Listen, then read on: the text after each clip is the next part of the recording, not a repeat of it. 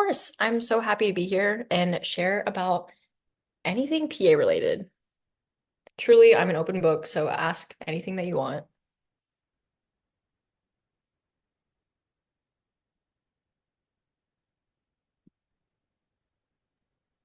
We'll just wait a couple more minutes just so the last few people can come through and then we'll get started, okay?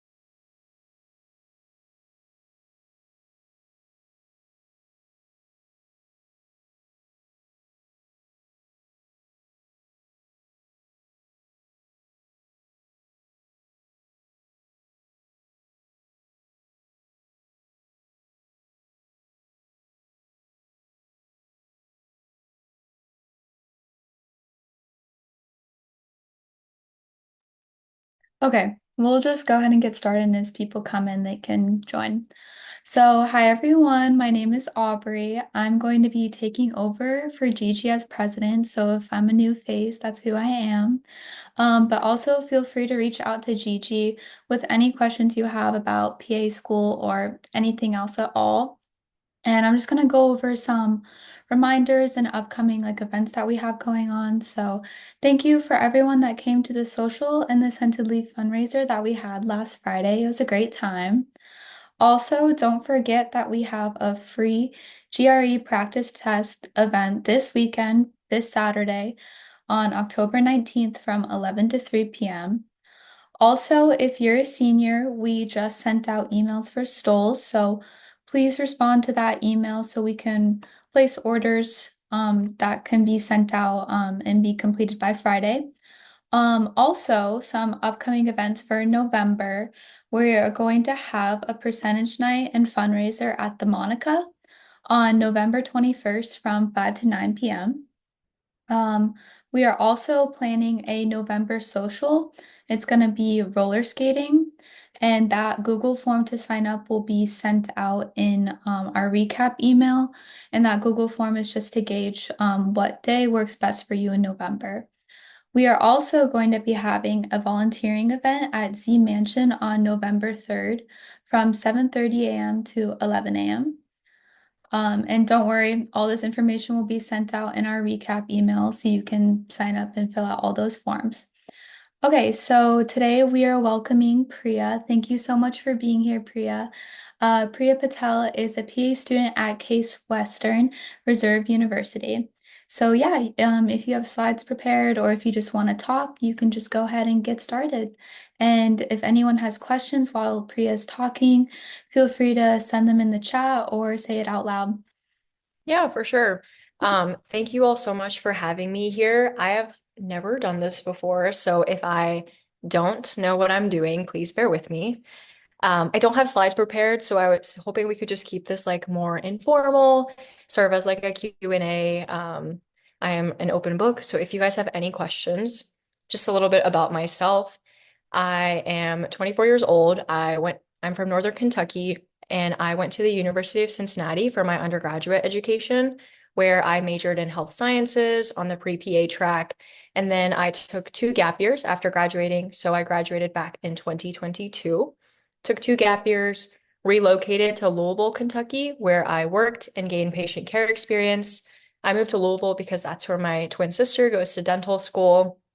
So I worked there for a little bit in pediatric endocrinology, and then I worked for a year and a half in dermatology at a private practice. And I applied to PA school in May of 2023, started this year in May of 2024, and I moved to Cleveland, where I now attend Case Western Reserve University School of Medicine's PA program. And I genuinely love it. If you have any questions about Cleveland, Case Western, the PA journey, um, I feel free to ask away, like about the GRE, about my GPA. Like I literally am an open book. So yeah.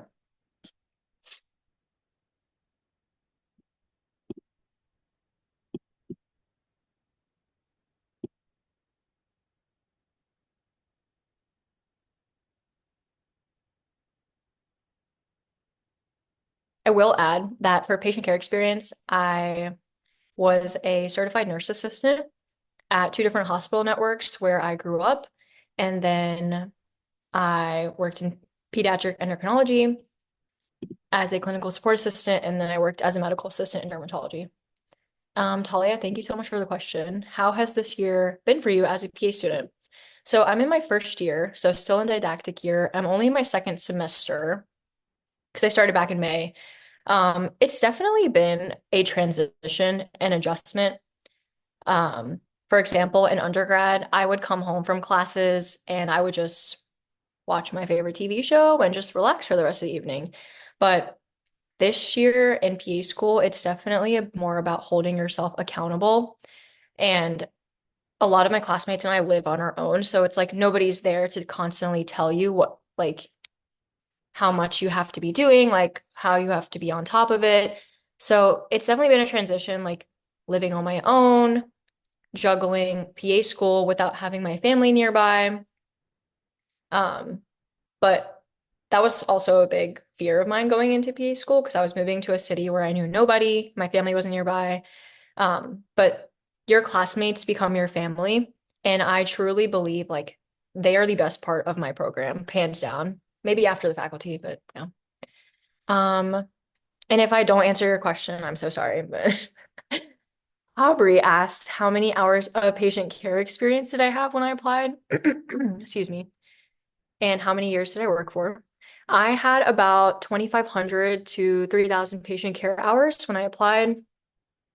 And I worked in total probably for about like 2 to 3 years because I started working as needed while I was still in college. So that was more of like every other weekend I would pick up a shift. And then I became more of like part-time my senior year of college and then full-time during my gap years. Do I recommend taking a gap year? What was your reasoning for taking two? Thank you, Mackenzie, for the question. I am a big proponent of taking gap years. Nearly everybody in my cohort took at least one, if not more. Um, I recommend it for a few different reasons. One, it's really hard to get the hours while you're a full-time undergrad student. Like, if you do, I am like so impressed. Don't know how you did it, but it is possible. My reasoning for taking two, I wanted time to gain more patient care hours to make myself a more competitive applicant. I think I had about 1,000 by the time I graduated undergrad, but I just only wanted to apply to PA school once. And I was like, taking gap years is the way to do it. I can move to a new city. I really, really wanted to work in dermatology. So I was like, if I can get into that field, that's even better. And I moved to a new city, got to live on my own, and you just learn so much more about yourself living not at home. Um, so that's why I took two. And two, the timeline for PA school is quite strange in the sense that you apply a year before you will start. So if you graduate, let's say you're graduating May of 2025, you would want to apply May of 2024. Um, and then you would start like probably a week after you graduate. Anna asked, what do you recommend doing that will stand out to build your resume to get into PA school? I definitely think doing all the healthcare commitments is great, like volunteering in healthcare, getting patient care experience. It's definitely some of the requirements. But I do think having experiences outside of healthcare will really set you apart as an applicant because everybody is going to have healthcare experience. That's a non-negotiable. But some people may not have like teaching experience or like tutoring experience or mentoring experience, or let's say you like really like cooking, something like that, and you did an experience with that. Um, I think that will really make you stand out to PA programs. For example, I did a summer teaching fellowship called Breakthrough Collaborative. Breakthrough Collaborative is like the whole organization's name, and they have programs all throughout the country. You essentially teach a subject to underprivileged students over the course of a summer. And it's more of a summer empowerment program to empower these individuals to prioritize their education and take advantage of the resources at their disposal. Let's see. Gabrielle asked, what were your interviews like? Any advice? Some of my interviews were virtual and some of them were in person. My advice would be to mingle with the other applicants and treat all parts of the interview like you are being interviewed. I've had some students at Case, we get the opportunity to have lunch with the applicants, and some of them didn't realize like some portions of the interview were like part of the interview. So I would just always assume the entire interview you're being interviewed. Other advice, I used to hate when people would tell me this, but it would be to be yourself. They already know you're great on paper. They already know you have the grades to get into PA school, but it's about your personality and how you interact with the faculty and how you interact with the students. And your personality is what's setting you apart from these thousands of applicants. So truly be yourself and everything else will fall into place. Um, Maya asked, can you describe the difference in PA classes compared to the upper science college classes? Sure. Um, so upper science college classes, I had to take like OChem, physics, the whole shebang. Um, I would say they're a lot more slower paced than PA school. For example, we have, I remember we had like a 2 hour lecture for dermatology that's 120 minutes, and she had over 250 slides. And they're very dense slides. So I would say the quantity of information you're receiving is a lot more at a higher volume, and the speed that you're receiving it at is also a lot. Um, and upper science college classes, you're kind of studying for like OChem here, physics here. They're kind of in their own bubbles, whereas PA school classes are all connected. And it's a matter of learning how to study for multiple classes at once. For example, right now we're learning about like microbes that cause cardiac infections in microbiology. We're also learning cardiac physiology, and we're also learning like heart murmurs and other cardiac conditions. It's a matter of connecting all of those rather than studying for each class individually, because quite frankly, you don't have time to do that. Um, Aubrey also asked, what study methods have worked for you for prereqs and PA school classes? Um, Study methods, if the classes in undergrad had learning objectives or study guides, I would go based off of those. And then for PA school, a lot of my classes also have learning objectives, which I use to guide my learning. So in class, I'll annotate on the PowerPoint slides, and then I'll try to review the lectures the day of so that it sticks better. And then I'll like reread through the slides. If there's gaps in my knowledge, I'll go to extra outside resources like podcast, YouTube, just to solidify my knowledge. And then just like constantly interacting with the material is really helpful. Sometimes I'll record the lectures on my iPad and then I'll go back and listen to them if I have time.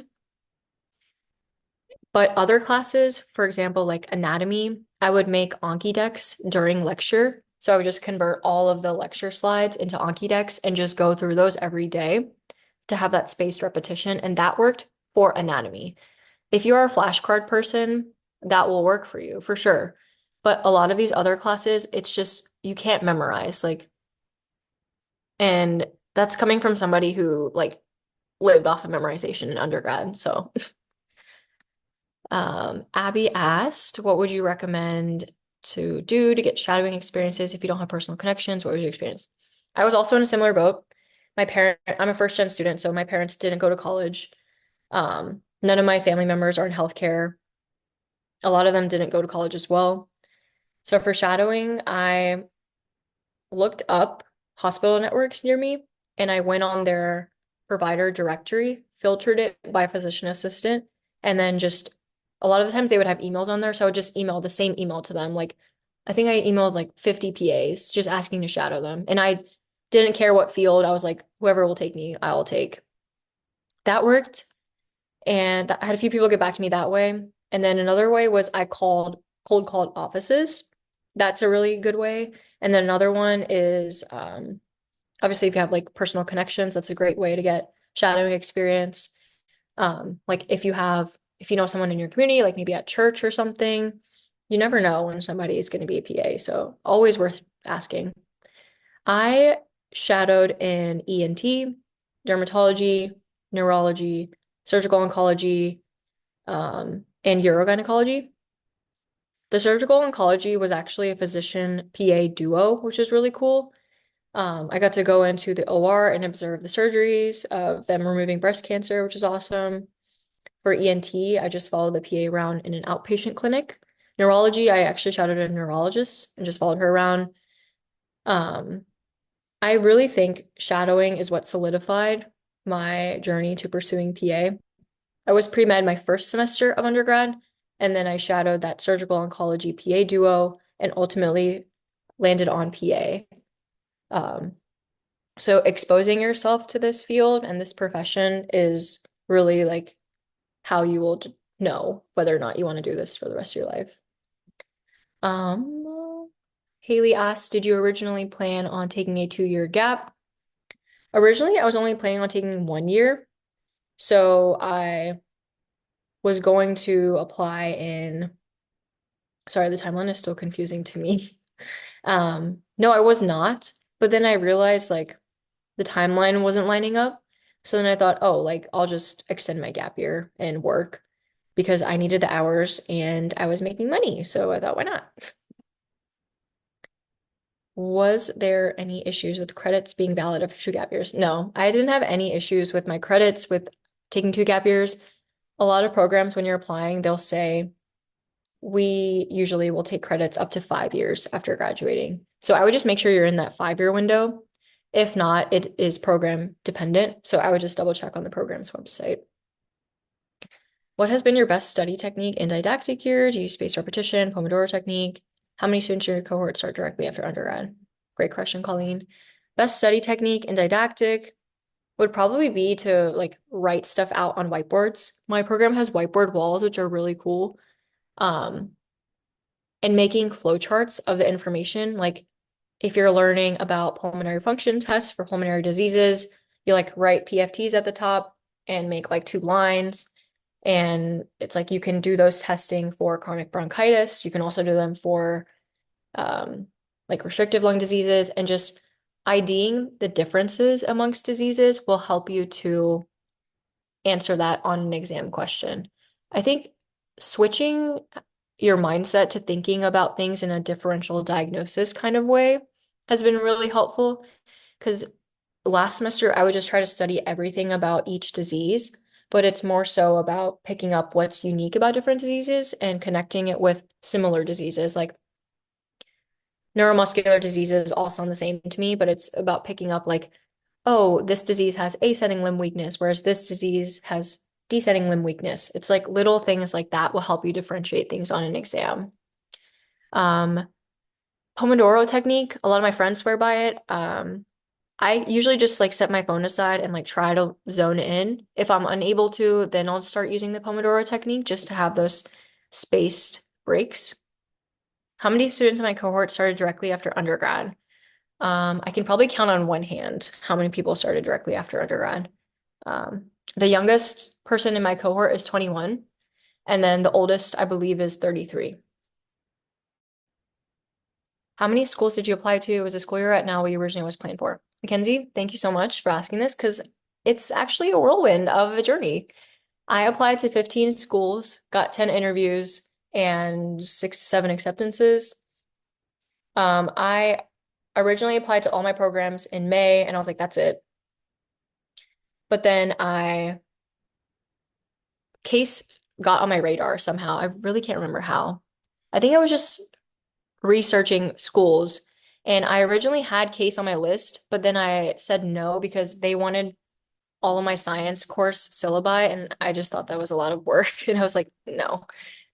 Um, so then I looked more into Kate, like looked on their website like thoroughly, and I attended information sessions.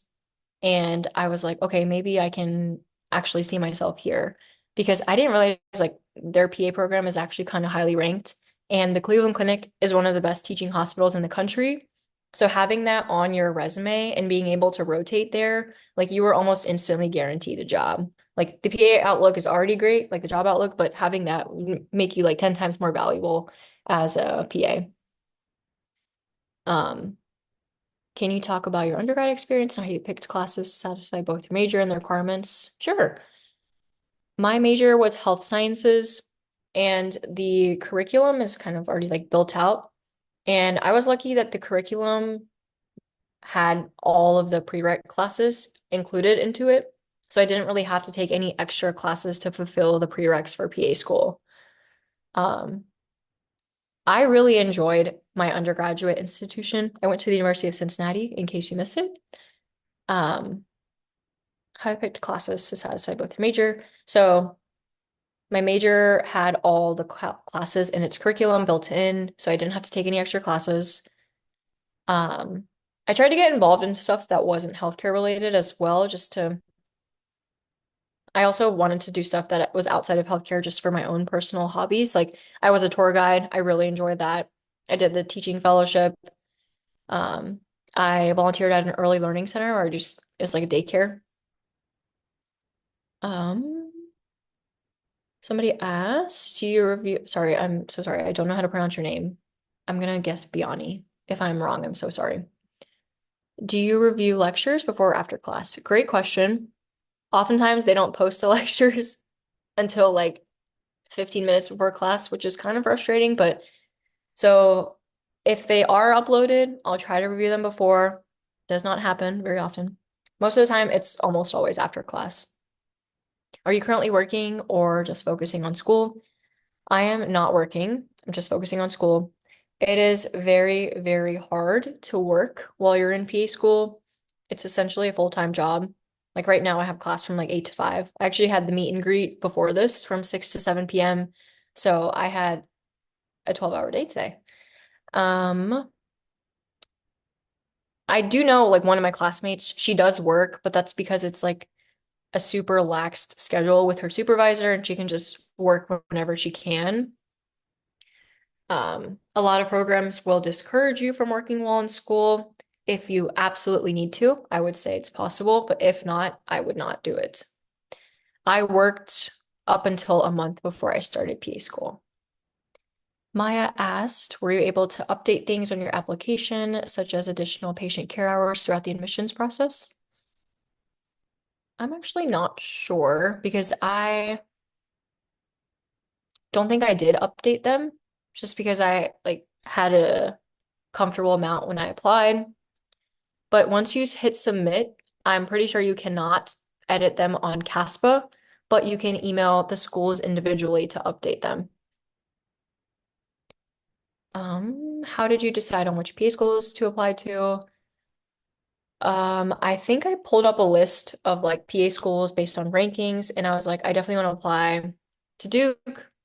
I applied to Duke kind of as a joke. I was like, oh, I'm not getting in. But then I did get in, so I had a very like big dilemma about that. Which PA schools to apply to? I did it based on like hearsay as well, like a lot of like good programs like Emory, Stanford, Duke, and then I would say like 8 to 15 is the average amount of schools that PA applicants apply to. And then I applied to a lot where I'm from, like the Midwestern region. I'm from Kentucky. Kentucky only has like two programs, so I applied there. I applied to a lot in Ohio just because that's the adjacent state, as well as Indiana, because that's close to me as well. But then I also applied to like random schools, like I applied to UT Southwestern just because my friend said that it was a great school and she was from Texas. Don't do that because you will throw money down the drain. So really think about like, can I see myself going here? Gabriella asks, I'm currently comparing PA programs that I've been accepted to, and I wanted to know what are some important things I should look out before deciding on a program. Really good question. I would ask the students about the class schedules. Um, my program operates on a block schedule, which has been really helpful and easier to balance. Also ask about commitments outside of school. Like we have a lot of community outreach events. So that takes up a lot of our time that could be towards studying, but it's also really important. I would also look at the faculty. I would make sure that the faculty are currently practicing faculty that are in the program, because if they're not practicing, they're not being relevant with what's going on today in the medical world, which I think is really important, that it's important that they implement that into the PA program. Another thing I would consider is obviously the cost of attendance. It's actually why I turned down Duke. It's very, very expensive. And at the end of the day, I was like, where you go to PA school does not determine how well of a job you will get, um, which is kind of like what I told myself when I was going through this. What does a week look like for you, included with lectures, exams, studying, social life, and all other things? Mackenzie, thank you so much for the question. Our program makes a Google Calendar for us, so I would also look into a program that does that as well. And we live, breathe, and like swear by our Google Calendar. This semester, every week is a little different.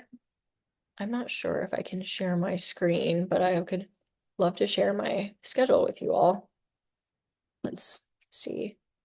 Okay, I don't think I can. Anyways, on Monday we have it's usually class like 8 to 5. If we're lucky, we get out of class at 3 p.m.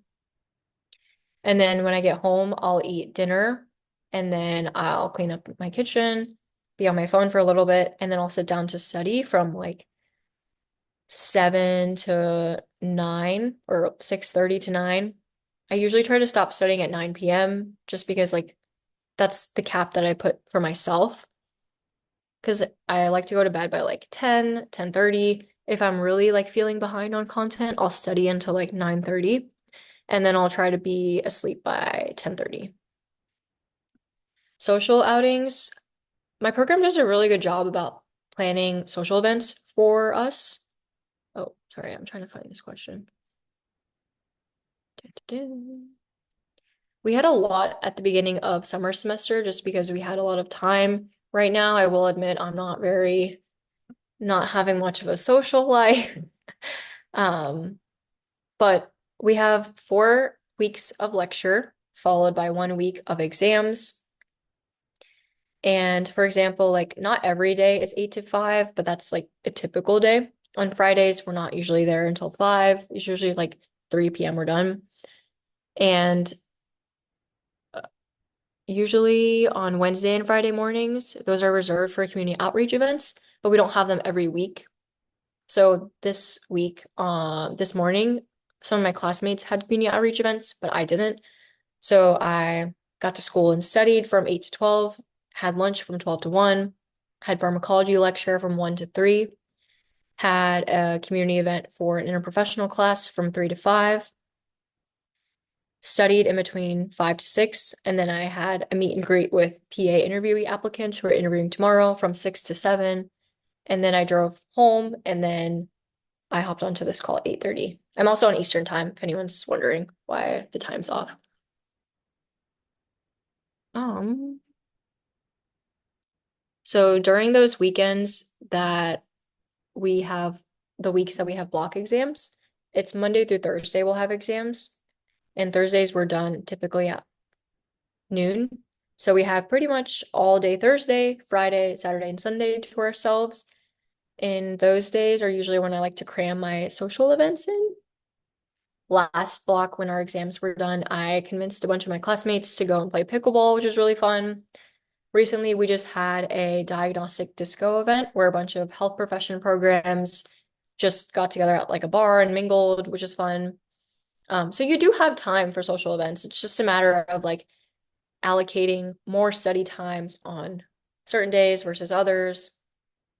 I also like to have a cap like Friday evenings, I don't study. And if you don't, you will get burnt out because last semester I did not have this cap and I burnt out very quickly. Colleen, sorry, that was a really long answer. Mackenzie, what does a week look like for you? Oh, no, I already answered that. Colleen, what are your thoughts on PA schools with a probation accreditation? I was accepted to a program that was put on probation this year, but I love the school. How risky do you think choosing to attend this program is? Um, it's tricky. This is definitely a gray area.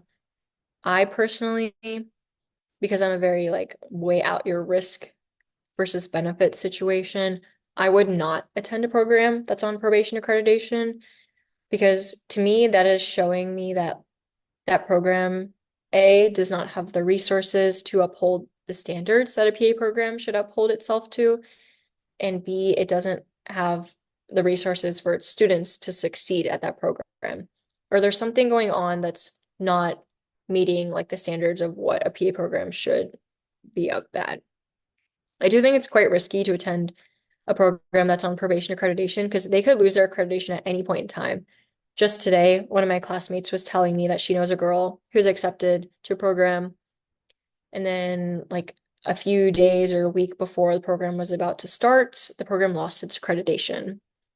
So that's a really tricky area. And now all of those applicants are scrambling to find either another program to attend or they're having to reapply, which is really unfortunate. Um, so take with that what you will. Um, Mackenzie asked, how did you prep for the GRE? I used the Magoosh study system. I really liked it. I do think it was a little bit of an overkill, and I do think it was more expensive. I think Greg Matt is more affordable and it gets the job done. So Magoosh also is nice because it makes your study schedule for you, depending on your study timeline. I chose the 3 month study plan, so I had hour-long study sessions every day that they allocated for me, as well as practice questions and days to take practice exams. That's how I studied for the jury. I did that during my gap year just because I had the time to. But if you're prepping during undergrad, I would say like Magoosh is really feasible for somebody who has like a really busy schedule because it breaks down the days for you, like hour long study sessions, which is like not that much time to allocate. When did I take the GRE? I took the GRE in January of, trying to think, 2022, I believe. Yes. And then I applied in, sorry, no, I took it in January 2023 and I applied in May of 2023. So I took it like 4 months before. You can take the GRE whenever you have time because the score does not expire for 5 years. And a lot of programs are shying away from the GRE now. So maybe you can apply to a program that doesn't even require the GRE and you can save yourself some money. Does anybody have any other questions? These are all amazing. And you guys are very, very insightful and obviously have done your research into this profession, which is really cool. Um, oh, how did you figure out what areas you were interested in? Great question. I am primarily interested in dermatology, but that's also because I worked the longest in dermatology before I started PA school. But I'm very, very like going into rotations with an open mind. Like my mind could easily be swayed. I also took a lot of quizzes online that are like, what specialty should I see myself in? Or like, what specialty would I best be in depending on my interests, my strengths and weaknesses? So there's a lot of those, not very reliable, but fun to take. And you don't have to know what field of interest you want to go into before PA school. Like a lot of my classmates don't. Heck, I don't even know if I like want to go into dermatology. I don't know if I'll end up in it. So yeah. Are you excited for your second year? I hear clinicals are enjoyable and informative. I am so excited for second year. I wish you guys could feel my excitement. Um, every time I talk to the second year students, they're like, you could not pay me enough to be in your shoes right now because I am in my hardest semester of PE school. So that's also why it's a little tough for us. Um, their clinicals, like I just talked to a second year student the other day and she's like, yeah, I literally go in at 8 and see patients and leave by 3, come home and just watch TV and make a nice meal. So it's definitely you have a nicer balance clinical year for sure. Um, yeah. Any Yeah, other? so does anyone have any last minute questions? No? Okay. Well, thank you so much for being here, Priya. Is there anything else you would like to add? No, I would just like to say if you're considering Case Western, we would love to have you. I'm also not sponsored at all. Like I wish they paid me to do this, but they don't. Um, I would say everyone has a different path in their pre-PA, PA journey, and your journey may not look the same as like your friends, and that's okay.